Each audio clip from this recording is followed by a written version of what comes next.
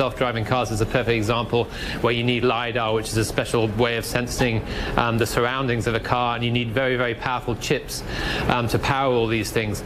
So, for instance, NVIDIA is going to have a strong presence again this year. 充分结合 AI 和硬体开发结晶的产品，非无人驾驶车辆莫属。日产和本田等世纪大厂推出了 AI 相关装置，拜腾、乐视集团在美投资的法拉第未来等路级车厂，则竞相让自家研发的原型车曝光亮相。Believe it or not, mind reading through, this is kind of my digital crown of thorns here. This is a piece you put on your head. It's got these little sensor probes underneath it.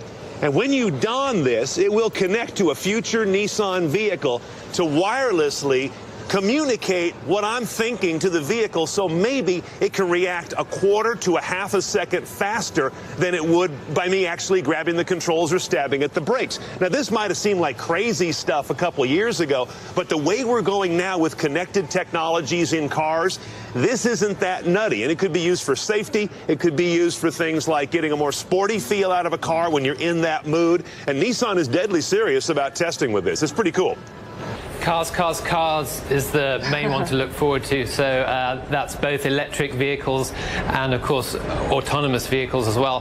One good example, before the event started on Sunday, NVIDIA announced a partnership with VW and with Uber.